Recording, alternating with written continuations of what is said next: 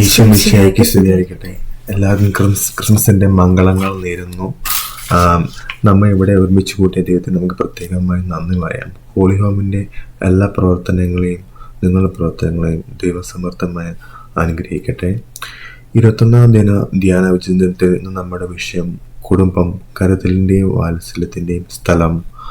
അവൾ സഖറിയായുടെ വീട്ടിൽ പ്രവേശിച്ച് എലിസബത്തിനെ അഭിവാദനം ചെയ്തു. ലൂക്ക 1:40. പ്രത്യക്ഷത്തിൽ മറിയം എലിസബത്തിനെ അഭിവാദനം ചെയ്യുന്നതായാണ് കാണുന്നത്. എങ്കിലും ഇവിടെ ഈശോയുടെ അവന്റെ മുൻഗാമിയായി വരുന്ന സ്നാപകയോഹന്നാന്റെയും കൂടിക്കാഴ്ച കൂടിയാണ് നടന്നത്. ആ കുടുംബത്തിന് ഈശോയെ കിട്ടിയത് അമ്മയുടെ ആ പ്രവൃത്തി വഴിയാണ്. അതിന് കാരണമായതോ അമ്മയിൽ ഉണ്ടായിരുന്ന മറ്റുള്ളവരോടുള്ള കരുതൽ, പരസ്നേഹം. അമ്മയുടെ ഈ പ്രവൃത്തി വഴിയായി ഒരു കുടുംബത്തിൽ വന്ന അഭിഷേകം അടുത്ത വചനങ്ങൾ നമുക്ക് കാണാൻ സാധിക്കും. മറിയത്തിന്റെ അഭിവാദനം കേട്ടപ്പോൾ എലിസബത്തിന്റെ ഉദരത്തിൽ ശിശു കുതിച്ചാടി. എലിസബത്ത് പരിശുദ്ധാത്മാവ് നിറഞ്ഞവളായി. അമ്മയുടെ ഈ കരുതലിനും വാത്സല്യത്തിനും വേണ്ടി അമ്മ എന്ത് കഷ്ടപ്പെട്ടു എന്ന് നമുക്ക് അടുത്ത വചനങ്ങളിൽ കാണാൻ സാധിക്കും എന്ന് ബൈബിളിൽ കാണാം. ആ ദിവസങ്ങളിൽ മറിയം യൂദയായിലെ മലപ്രദേശത്തുള്ള ഒരു പട്ടണത്തിൽ തിടുക്കത്തിൽ യാത്ര പുറപ്പെട്ടു.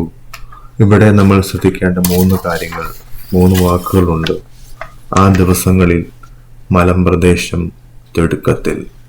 ആ ദിവസങ്ങളിൽ എന്ന് പറയുമ്പോൾ ഏകദേശം 3-4 ദിവസം എടുക്കുന്നതാണ് ദൂരം ഉണ്ടായിരുന്നു. ഏകദേശം 130-160 കിലോമീറ്റർ ദൂരം വരുന്നതായി ബൈബിൾ പണ്ഡിതന്മാർ പറയുന്നു. രണ്ടാമതായി മലമ്പ്രദേശം വളരെ ദുർഘടം പിടിച്ച വഴിയാണ് എന്ന് നമുക്ക് മനസ്സിലാക്കാൻ പറ്റും. മൂന്നാമതായ തിടുക്കത്തിൽ എന്ന വാക്കിൽ നമുക്ക് കാണാം മറിയം എന്ത് ആഗ്രഹത്തോടെയും പൂർണ്ണ മനസ്സോടെയുമാണ് യാത്ര അതിനുവേണ്ടി പ്രയത്നിച്ചെന്ന് നമുക്ക് കാണാൻ സാധിക്കും. നമ്മൾ കുടുംബമാകുന്ന ഈ നീണ്ട യാത്രയിൽ, ദുർഘടം പിടിച്ച വഴിയിൽ നമ്മൾ എന്ത് യാത്ര ചെയ്യുമ്പോൾ വളരെ ആത്മാർത്ഥമായും അതിനുവേണ്ടി പ്രയത്നിക്കേണ്ടതാണ് എന്ന് നമുക്ക് മനസ്സിലാക്കാൻ സാധിക്കുന്നതാണ്. നമുക്ക് കാണാം, നമ്മുടെ ഉൽപ്പത്തി പുസ്തകം ആരംഭിക്കുന്നത് തന്നെ വിവാഹബന്ധത്തെക്കുറിച്ച് പ്രതിപാദിച്ചുകൊണ്ടാണ്. അപ്പം അത് നമുക്ക് മനസ്സിലാക്കാൻ പറ്റും, കുടുംബം രൂപപ്പെടുത്തിയത് ദൈവമാണ്. അപ്പം നമ്മുടെ ദൈവത്തിന് തെറ്റ് പറ്റുമോ? ഇല്ല, ദൈവത്തിന് തെറ്റ് പറ്റത്തില്ല. അപ്പം ഈ കുടുംബം രൂപപ്പെടുത്തിയത് ദൈവമാണ്, ദൈവത്തിന് തെറ്റ് പറ്റത്തില്ല.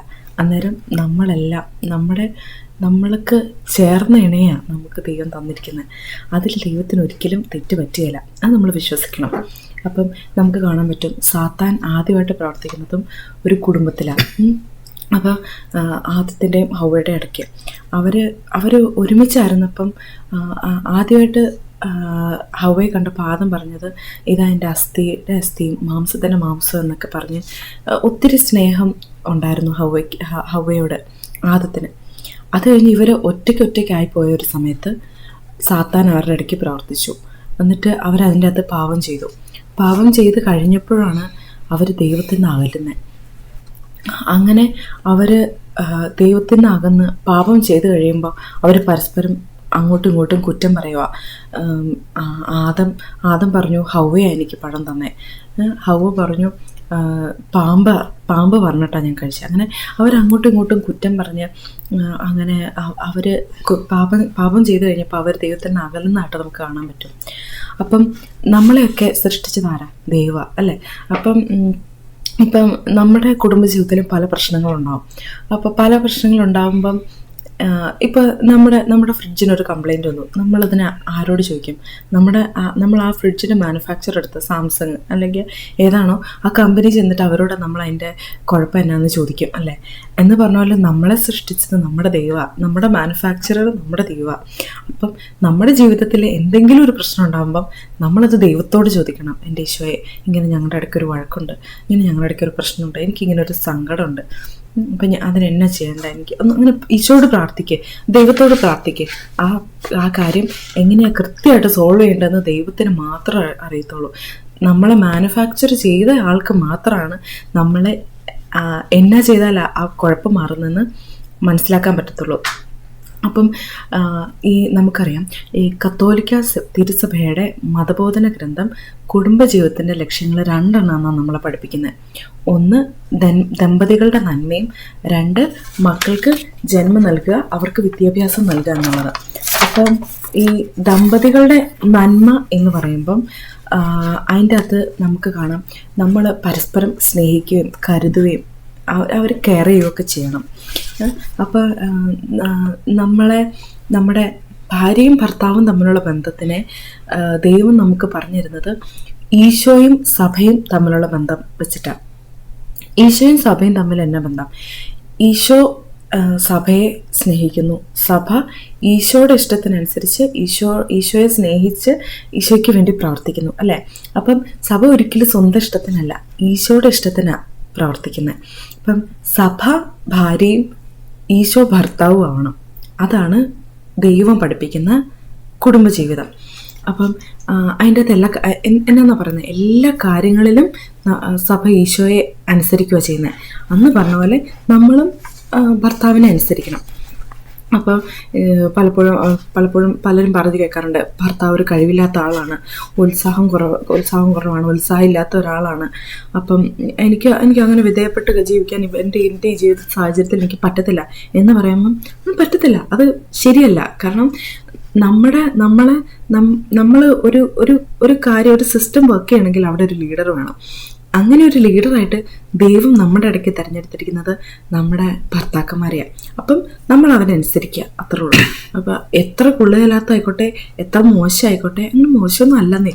അപ്പം എത്രയൊക്കെ എന്തൊക്കെ ആയിക്കോട്ടെ, നമ്മൾ അവരെ അനുസരിക്കണം, അവർക്ക് വിധേയപ്പെട്ട് നമ്മൾ ജീവിക്കണം. അങ്ങനെ കാരണം എന്നാ അപ്പം നമ്മൾ ഭർത്താവിന് വിധേയമായിരിക്കുന്ന ഭാര്യയുള്ള ഒരു വീട്ടിൽ മക്കൾ മാതാപിതാക്കൾക്ക് വിധേയരായിരിക്കും. കാരണം അവർ കണ്ടിട്ടുണ്ട് വിധേയത്വം എന്താണെന്ന് അവർ കണ്ടിട്ടുണ്ട്. അപ്പം അവർക്കും അതനുസരിക്കാൻ പറ്റും. അപ്പം അങ്ങനെ വന്നാൽ മക്കൾ ഇപ്പം അങ്ങനെ വന്നു കഴിഞ്ഞാൽ മക്കൾ നമ്മളെ അനുസരിക്കും. ഇനി അങ്ങനെ വന്നില്ല, നമ്മൾ ഭാര്യ ഭർത്താവിന് വിധേയമല്ലാത്തൊരു വീട്ടിൽ മക്കൾ അനുസരിക്കണം എന്ന് പറഞ്ഞാൽ പലപ്പോഴും നടക്കത്തില്ല. കാരണം മക്കളൊരു സ്വന്തം കാലം നിൽക്കുന്ന സമയമാകുമ്പോഴത്തേനും അവർ നമ്മളെ ഉപേക്ഷിച്ച് പോകും. അപ്പം നമ്മൾ പലപ്പോഴും വിചാരിക്കും ഈ വിധേയപ്പെടുന്നത് ഒരു കഴിവുകേടാണല്ലോ എന്ന് വിചാരിക്കും. പക്ഷെ വിധേയപ്പെടുന്നത് കഴിവുകേടല്ല, അതാണ് കഴിവ്. തൻ്റെ ഇടം ആർക്കും പറ്റും, തൻ്റെ ഇടം കാണിക്കാൻ ആർക്കും, അനുസരണക്കേടൊക്കെ കാണിക്കാൻ ആർക്കും പറ്റും. പക്ഷെ ഈ വിധേയപ്പെടാനും അനുസരിക്കാനും ഒക്കെ ഒരു ആത്മീയ ശക്തി വേണം. അതുകൊണ്ട് അതാണ് കഴിവ്, അത് കാണിക്കുന്നതാണ് നമ്മുടെ കഴിവ്. അപ്പം ദൈവം സ്ഥാപിച്ചു വച്ചിരിക്കുന്ന സിസ്റ്റം ഇതാണ്. ഭർത്താവാണ് ലീഡർ, ഭാര്യ വിധേയമായിട്ട് ജീവിക്കണം എന്നൊക്കെ. ഇനിയിപ്പം ലീഡറിനോട് പറയാനുള്ളത്, ഇപ്പോൾ ഇത്രയും കേൾക്കുമ്പോൾ ലീഡേഴ്സ് വിചാരിക്കുക കൊള്ളാം, നല്ല കാര്യമാണല്ലോ. അങ്ങനെയല്ല. പക്ഷെ ലീഡറിൻ്റെ ചുമതല എന്നാ? അവർ ഉത്തരവാദിത്തം നിറവേറ്റണം. അപ്പം കുടുംബത്തിൻ്റെ തലവൻ, അതായത് ഹെഡ് ഓഫ് ദ ഫാമിലി, അതാണ് ഭർത്താവ്. അപ്പം നമ്മൾ ക്രിസ്തുവും സഭയും തമ്മിലുള്ള ബന്ധത്തെക്കുറിച്ച് പറഞ്ഞു. നമ്മൾ സുവിശേഷത്തിൽ വായിക്കുന്നുണ്ട്, ക്രിസ്തു തന്നെയാണ് ശരീരത്തിൻ്റെ രക്ഷകനും. ഇപ്പം നമ്മളെങ്ങനെ നമ്മുടെ ഫാമിലി അല്ലെങ്കിൽ നമ്മുടെ ഭാര്യയെ നമ്മൾ എങ്ങനെ രക്ഷിക്കണം? ക്രിസ്തു രക്ഷിച്ചതുപോലെ രക്ഷിക്കണം. അതായത് തൻ്റെ ജീവിതം കൊടുത്ത് രക്ഷിക്കണം. ഭാര്യയ്ക്ക് ഒത്തിരി കുറവുകൾ കാണും, അത് പരിഹരിക്കാൻ ഭർത്താവ് സ്വയം തന്നെ സമർപ്പിക്കണം. അപ്പം നമ്മുടെ ഭാര്യയെ കുറ്റപ്പെടുത്തോ അവളുടെ കുറവുകൾ മറ്റുള്ളവരോട് പറയുകയോ കുറ്റപ്പെടുത്തോ ഒന്നുമല്ല ചെയ്യേണ്ടത്. നമ്മൾ അവരെ കരുതണം. അവരെ ശാസിക്കുന്നതിന് പകരം അവരെ കരുതി ചേർത്ത് പിടിച്ച് സ്നേഹിച്ച് നമ്മൾ അവരെ മുന്നോട്ട് കൊണ്ടുപോകണം. അപ്പം ശാസിക്കുകയും വഴക്കിടുകയും ചെയ്യുന്നതിലൊന്നും ഒരു കാര്യമില്ല. നമ്മൾ അവരെ സ്നേഹത്തിൽ പിടിച്ചു നിർത്തി നമുക്ക് നേടാൻ പറ്റണം. അപ്പം ഈ ഭാര്യയുടെ കുറവുണ്ട് എന്ന് വിചാരിച്ച് അവരെ തള്ളിക്കളഞ്ഞോ അല്ലെ അവർ നോക്കണ്ട എന്നല്ല ഈശോ പറഞ്ഞിരിക്കുന്നത്. ഈശോ സഭയ്ക്ക് വേണ്ടി മരിച്ചു, അല്ലേ? ഈശോ നമുക്ക് പാപികൾക്ക് വേണ്ടി മരിച്ചു. ആ പാപികളായി നമുക്ക് വേണ്ടി ഈശോ മരിച്ചെങ്കിൽ എന്ന് പറഞ്ഞ പോലെ തന്നെ ഈ ഭർത്താവ് ഭാര്യയ്ക്ക് വേണ്ടി മരിക്കാൻ വരെ, അല്ലെങ്കിൽ അവളെ നല്ലതാക്കാൻ വേണ്ടി സ്വയം സമർപ്പിച്ച് അവൾ നല്ലതാവുന്നോടെ വരെ അവളെ സ്നേഹിക്കാനാണ് ഈശോ പറഞ്ഞിരിക്കുന്നത് ഭർത്താവിനോട്. അപ്പം ഇത് നമുക്ക് എങ്ങനെ പറ്റും? അപ്പം ഭാര്യയ്ക്ക് പലപ്പോഴും സ്നേഹം കൊടുത്താൽ അവരെന്തും ചെയ്യും. അപ്പം നമ്മൾ കരുണയോടെ വാത്സല്യത്തോടെ അവരെ തിരുത്തണം. എന്നിട്ട് അവർ സ്നേഹിക്കപ്പെടുന്നു എന്ന് അവർക്ക് തോന്നിക്കഴിയുമ്പം അവർ നമുക്ക് വേണ്ടി എന്തും ചെയ്യും. അപ്പം ഇനി നമ്മൾ തന്നെയാണ് നമ്മൾ അവരെ പരസ്പരം കരുതണം. നമ്മൾ പരസ്പരം ഭർത്താവ് ഭാര്യയും ഭാര്യ ഭർത്താവിനെയും പരസ്പരം കരുതണം. അപ്പം മറ്റുള്ളവരൊക്കെ ഇവരുടെ കുറ്റം പറയുമ്പം നമ്മൾ ആ കൂടെ കൂടരുത്. കാരണം അവർ ഈശോ ശിഷ്യന്മാരെ കരുതിയത് നമുക്കറിയാം അല്ലേ. ശിഷ്യന്മാർ കൈ കഴുകാതെ ഭക്ഷണം കഴിക്കുന്നതിനെ കുറിച്ച് ഫരിസേയർ പറഞ്ഞപ്പം ഈശോ അവരെ കരുതി, അവരെ പ്രൊട്ടക്റ്റ് ചെയ്ത് അവരെ കൂടത്തിൽ നിർത്തി അല്ലേ എന്ന് പറഞ്ഞ പോലെ. അല്ലെങ്കിൽ ഈശോ ഉപവാസം എടുക്കാത്തതിനെ കുറിച്ച് ഈശോയുടെ ശിഷ്യന്മാർ ഉപവാസം എടുക്കുന്നില്ലല്ലോ എന്നൊക്കെ പറഞ്ഞപ്പം എന്നാ ചെയ്തേ? ഈശോ അവരെ പ്രൊട്ടക്റ്റ് ചെയ്ത് അവർക്ക് കരുതൽ കൊടുത്ത് അവരെ കൂടത്തിൽ നിർത്തുക ചെയ്തേ എന്ന് പറഞ്ഞ പോലെ നമ്മളും പരസ്പരം സ്നേഹിച്ച് കരുതലോടെ കൂടത്തിൽ നിർത്തണം. അപ്പം മറ്റുള്ളവരൊക്കെ കുറ്റം പറയുമ്പോൾ നമ്മൾ ആ കൂട്ടത്തിൽ കൂടരുത്. കാരണം നമ്മളെ ഈശോ ഒന്നാക്കിയതാ. അപ്പം നമ്മൾ ഭർത്താവും ഭാര്യയും ഒന്നാണ്. അപ്പം ഭർത്താവിൻ്റെ അല്ലെ ഭാര്യയുടെ കുറ്റം മറ്റുള്ള ഭർത്താവിനോടോ ഭാര്യയോടോ പറയുമ്പം നമ്മളത് മനസ്സിലാക്കണം. അത് എൻ്റെ തന്നെ സ്വന്തം കുറ്റമാണ് അവരെന്നോട് പറഞ്ഞുകൊണ്ടിരിക്കുന്നത്. അപ്പം നമ്മൾ എന്നാ ചെയ്യണം? അവരെ കരുതണം. നമ്മുടെ കുറ്റം ആരെങ്കിലും പറഞ്ഞാൽ നമ്മൾ ശരിയാ അങ്ങനെയാ അന്ന് പറയുമോ? ഇല്ല. അല്ല ശരിയാ, ഞാൻ അത്ര മോശം അന്ന് നമ്മൾ തിരിച്ചു പറയുമോ? ഇല്ല. അല്ല ഞാൻ എനിക്ക് ഇങ്ങനെ പറ്റിയോണ്ടാന്ന് നമ്മൾ പറയും അല്ലേ. എന്ന് പറഞ്ഞ പോലെ നമ്മുടെ ഭർത്താവിൻ്റെ കുറ്റം നമ്മളോട് പറയുമ്പം അല്ലെ ഭാര്യയുടെ കുറ്റം നമ്മളോട് പറയുമ്പം നമ്മൾ ഓർക്കണം അത് എൻ്റെ തന്നെ കുറ്റമാണ് പറഞ്ഞുകൊണ്ടിരിക്കണേ. അപ്പം നമ്മൾ അവരെ പ്രൊട്ടക്റ്റ് ചെയ്യണം. എന്നിട്ട് നമുക്ക് മറ്റുള്ളവർ മുന്നിൽ വെച്ചല്ല, നമ്മൾക്ക് മാറി ഒറ്റയ്ക്കായിരിക്കുന്ന സമയത്ത് നമുക്ക് അവരെ സ്നേഹത്തോടെ വാത്സല്യത്തോടെ നമുക്ക് അവരെ കരുതാനും തിരുത്താനും നമുക്ക് പറ്റും. പക്ഷെ മറ്റുള്ളവരോട് കുറ്റം മാത്രം പറയരുത്. അപ്പം ഇനിയൊരു കാര്യം, ഈ മനുഷ്യനാണ് നമ്മൾ അല്ലേ. അപ്പം മനുഷ്യർക്ക് അഭിമാനമുണ്ട്. അപ്പം പലപ്പോഴും പല കുടുംബങ്ങളും തകരുന്നത് പരസ്പര സ്നേഹം ഇല്ലാത്തതുകൊണ്ടല്ല. മിക്കവാറും പേർക്കും തന്നെ എല്ലാവർക്കും തന്നെ പരസ്പരം അങ്ങോട്ടും ഇങ്ങോട്ടും സ്നേഹമുണ്ട്. പക്ഷെ ഇല്ലാതെ പോകുന്നത് പലപ്പോഴും ഈ ബഹുമാനമാണ്, റെസ്പെക്റ്റ്. നമ്മൾ പരസ്പരം അങ്ങോട്ടും ഇങ്ങോട്ടും റെസ്പെക്റ്റ് ചെയ്യണം.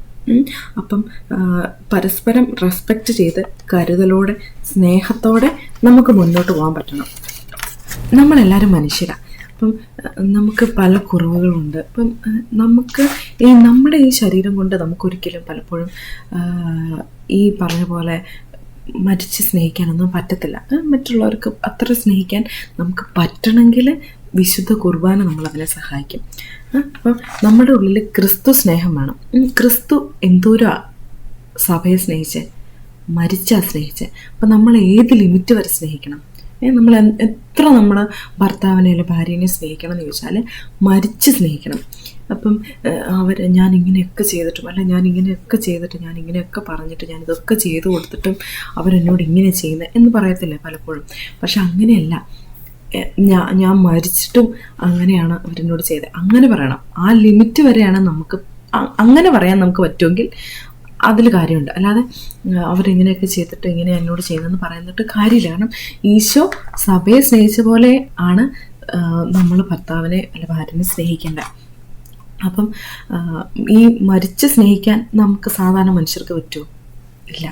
ഈ മരിച്ച് സ്നേഹിക്കാൻ ഉള്ള ശക്തി നമുക്ക് ലഭിക്കുന്നത് ഈ വിശുദ്ധ കുർബാനയിലാണ്. വിശുദ്ധ കുർബാനയിൽ ഈശോയുടെ ശരീരവും രക്തവും നമ്മൾ സ്വീകരിച്ച് കഴിയുമ്പോൾ ഈശോയുടെ ശരീരം ഈശോ നമുക്ക് തരും. അപ്പം നമ്മുടെ ശരീരം മാറ്റി അവിടെ ഈശോയുടെ ശരീരവും ആ ശരീരത്തിന് ഈ മരിച്ച് സ്നേഹിക്കാനുള്ള കഴിവുണ്ട്. അപ്പം ഈശോ കാരണം ഈശോ പറഞ്ഞിട്ടുണ്ട് ശരീരം ഒന്നിനും ഉപകരിക്കുന്നില്ല എന്ന്. അപ്പം എൻ്റെ ശരീരം ഭക്ഷിക്കുകയും എൻ്റെ രക്തം പാനം ചെയ്യുകയും ചെയ്താലേ ജീവൻ ഉണ്ടാവുള്ളൂ എന്ന് ഈശോ പറഞ്ഞിട്ടുണ്ട്. അപ്പം ഈ യേശുവിൻ്റെ ശരീരം ഉണ്ടെങ്കിൽ മാത്രമേ നമുക്ക് മരിച്ച് സ്നേഹിക്കാൻ പറ്റത്തുള്ളൂ. അപ്പം ഇനി നമുക്ക് നമ്മുടെ രണ്ടാമത്തെ തിരുസഭ നമ്മളെ പഠിപ്പിക്കുന്നത് നമ്മുടെ രണ്ടാമത്തെ കുടുംബജീവിതത്തിൻ്റെ ലക്ഷ്യം കുട്ടികളെ വളർത്തുക, വിദ്യാഭ്യാസം കൊടുക്കുക എന്നുള്ളതാണ്. അപ്പം ഈ കുട്ടികൾക്ക് നമ്മുടെ വിശ്വാസം നമ്മൾ പകർന്നു കൊടുക്കണം. നമുക്ക് വിശ്വാസം വേണം ഒന്നാമത്തെ കാര്യം. എന്നിട്ട് നമ്മുടെ മാതൃകാപരമായ ജീവിതം കണ്ട് നമ്മുടെ ദൈവത്തോടുള്ള വിശ്വാസവും സ്നേഹവും നമ്മുടെ പരസ്പര സ്നേഹവും അതെല്ലാം കണ്ട് കുട്ടികൾ പഠിക്കണം. നമ്മുടെ കുട്ടിക്ക് പറയാൻ പറ്റണം, എൻ്റെ അച്ഛൻ അല്ല എൻ്റെ അമ്മ നീതിമാനായിരുന്നു, ഒരു സത്യസന്ധനായിരുന്നു എന്ന് നമ്മളെ കണ്ട് അവർ പറയണം. അതാണ് നമുക്ക് അവർക്ക് കൊടുക്കാൻ പറ്റിയ ഏറ്റവും ബെസ്റ്റ് ഗിഫ്റ്റ്. അപ്പം ഒരു അപ്പനും അമ്മയും വഴക്കിടുമ്പോൾ ഏറ്റവും വേദനിക്കുന്നത് പലപ്പോഴും മക്കളാണ്. നമ്മൾ മനസ്സ് വെച്ചാൽ നമുക്ക് അവർക്കൊരു സമാധാനപൂർണ്ണമായ ഒരു ബാല്യകാലം കൊടുക്കാൻ പറ്റും. അപ്പം ഒന്ന് സഹിക്കാൻ തയ്യാറായാൽ, പലപ്പോഴും ഒന്ന് സ്നേഹിക്കാനൊക്കെ തയ്യാറായാൽ, ഒന്ന് വേദനിക്കാൻ, ഒന്ന് വിട്ടുകൊടുക്കാൻ, മിണ്ടാതിരിക്കാൻ, പല അവസരങ്ങളിൽ നമുക്ക് മിണ്ടാതിരിക്കേണ്ടി വരും. മിണ്ടാതെ അവരെ കേൾക്കുക. അപ്പം അങ്ങനെയൊന്ന് മിണ്ടാതിരിക്കാനൊക്കെ തയ്യാറായി അങ്ങനെയൊക്കെ ഈശോയുടെ കുരിശിൽ നമ്മൾ തന്നെ സ്വയം സമർപ്പിക്കപ്പെടാൻ, ഈശോയുടെ കുരിശിൽ ഈശോയുടെ കൂടെ തറയ്ക്കപ്പെടാൻ നമ്മൾ തയ്യാറായാൽ കർത്താവിൻ്റെ സ്നേഹം നമ്മുടെയും കുടുംബജീവിതങ്ങളിൽ ഉണ്ടാവും. അപ്പം ഇനിയും ഹോസിയ പ്രവാചകന് നമുക്ക് നോക്കാം. ഈ 1-2 എക്സാമ്പിൾ നമുക്ക് കാണാം.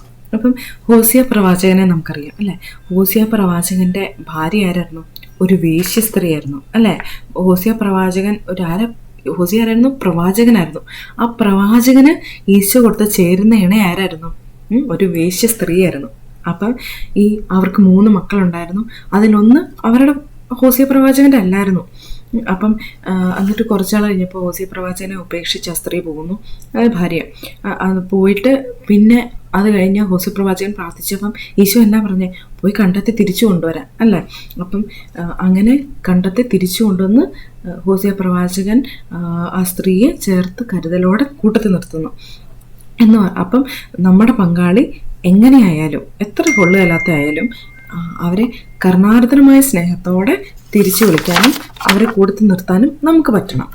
അപ്പം ഇനി ക്രിസ്തു നമ്മൾ എങ്ങനെയാണ് പരസ്പരം സ്നേഹിക്കേണ്ടത്? ക്രിസ്തു സ്നേഹിച്ച പോലെ സ്നേഹിക്കണം. നമുക്ക് റോമ 5 കാണാൻ പറ്റും. നാം ബലഹീനരായിരിക്കെ നിർണയിക്കപ്പെട്ട സമയത്ത് ക്രിസ്തു പാപികൾക്ക് വേണ്ടി മരിച്ചു. നാം പാപികളായിരിക്കെ ക്രിസ്തു നമുക്ക് വേണ്ടി മരിച്ചു അല്ലേ. അപ്പം നമ്മൾ പലപ്പോഴും നമ്മുടെ കൂട്ടത്തിലുള്ള ഭർത്താവ് അല്ലെ ഭാര്യ അവർ ബലഹീനരാണ്. അപ്പം അവർക്ക് വേണ്ടി മരിക്കാൻ നമ്മൾ തയ്യാറാവണം. അപ്പം അങ്ങനെയാണ് ക്രിസ്തു നമ്മളെ സ്നേഹിച്ച പോലെ നമുക്ക് സ്നേഹിക്കാൻ പറ്റുന്നത്. അപ്പം നാം ശത്രുക്കളായിരുന്നപ്പോൾ അവിടുത്തെ പുത്രന്റെ മരണത്താൽ ദൈവവുമായി രമ്യപ്പെട്ടുവെങ്കിൽ രമ്യതപ്പെട്ടതിന് ശേഷം അവന്റെ ജീവൻ മൂലം രക്ഷിക്കപ്പെടുമെന്നതും തീർച്ച. അപ്പം അവന്റെ ജീവൻ മൂലം നമുക്ക് രക്ഷിക്കപ്പെടാൻ പറ്റും. അപ്പം നമ്മളിലൂടെ അവർ വിശുദ്ധീകരിക്കപ്പെടണം. ഭർത്താവിലൂടെ അല്ലെ ഭാര്യയിലൂടെ നമുക്ക് അവരെ സ്നേഹത്തോടെയും കരുതലോടെയും ചേർത്ത് നിർത്തി അവരെ ദൈവത്തിലേക്ക് എത്തിക്കാൻ നമുക്ക് പറ്റണം. അപ്പം വേറൊരു എക്സാമ്പിൾ നമുക്ക് കാണാം. ഓം പ്രകാശും അനില നമ്മുടെ ജോൺ പോളും GNAയുമായി മാറി ചിലർക്കൊക്കെ അറിയായിരിക്കും. അപ്പം ഈ ഓം പ്രകാശിൻ്റെ GNAയുടെയും കഥയിൽ ജോൺ പോളിൻ്റെയും GNAയുടെയും കഥയിൽ എന്താണെന്ന് വെച്ചാൽ, ഈ ഓം പ്രകാശ് ഒരു വലിയ കുടിയനായിരുന്നു, ഭയങ്കര മദ്യപാനിയായിരുന്നു. അനില ഒരു നേഴ്സായിരുന്നു, അവൾ ഒരു പാവപ്പെട്ട കുടുംബത്തിൽ. അപ്പം അനിലേനെ അമ്മ ഒത്തിരി പഠിപ്പിച്ചതും വളർത്തിയതും. അപ്പം ഇവരുടെ കല്യാണമൊക്കെ നിശ്ചയിച്ചു.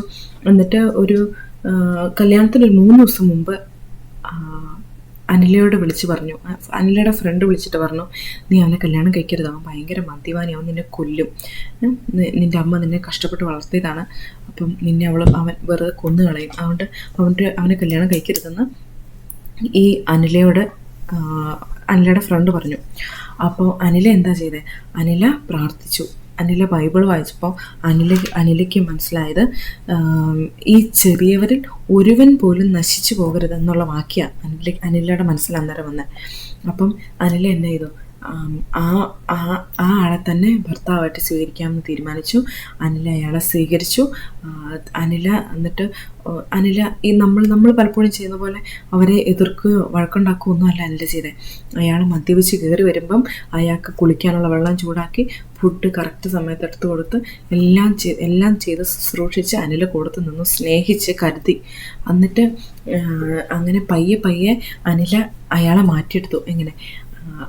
ഈ ജോൺ പോൾ ഒരു ദിവസം ഉറക്കത്തിൽ നിന്ന് ഇങ്ങനെ മദ്യപിച്ച് കിടക്കുമ്പോൾ ഓംപ്രകാശ് ഒരു ദിവസം എഴുന്നേറ്റ് നോക്കുമ്പോൾ കാണുന്നത് തൻ്റെ കാൽക്കല് കൊന്തയുമായി കെട്ടിപ്പിടിച്ച് കിടന്ന് കരഞ്ഞ് പ്രാർത്ഥിക്കുന്ന അനിലേനെയാണ് പല ദിവസങ്ങളിലും ഈ ജോൺ പോൾ കണ്ടത്. അങ്ങനെ അത് കണ്ട് ജോൺ പോൾ മാനസാന്തരപ്പെട്ടു.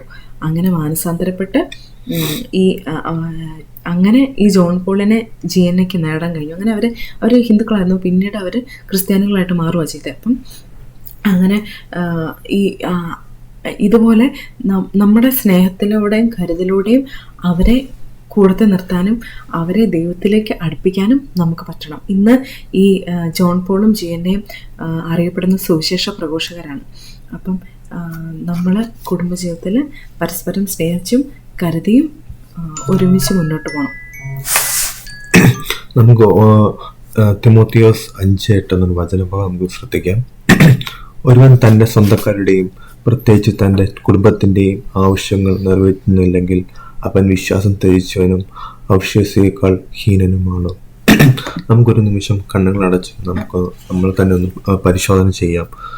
കുടുംബത്തിൽ വേണ്ടുന്ന വിധം എല്ലാവരും സ്നേഹിച്ച് വേണ്ടുന്ന കരുതൽ കൊടുത്ത് കുടുംബത്തിലെ ആവശ്യങ്ങൾ നിറവേറ്റുന്ന ഒരു വ്യക്തിയാണോ നമ്മളെന്ന് നമുക്ക് നമ്മൾ തന്നെ പരിശോധന ചെയ്യാം. അതിലെന്തെങ്കിലും കുറവ് വന്നിട്ടുണ്ടെങ്കിൽ ഈശോയോട് അതിനെ മറികടക്കാനുള്ള കൃപയ്ക്ക് നമുക്ക് പ്രത്യേകം പ്രാർത്ഥിക്കാം. Praise the Lord.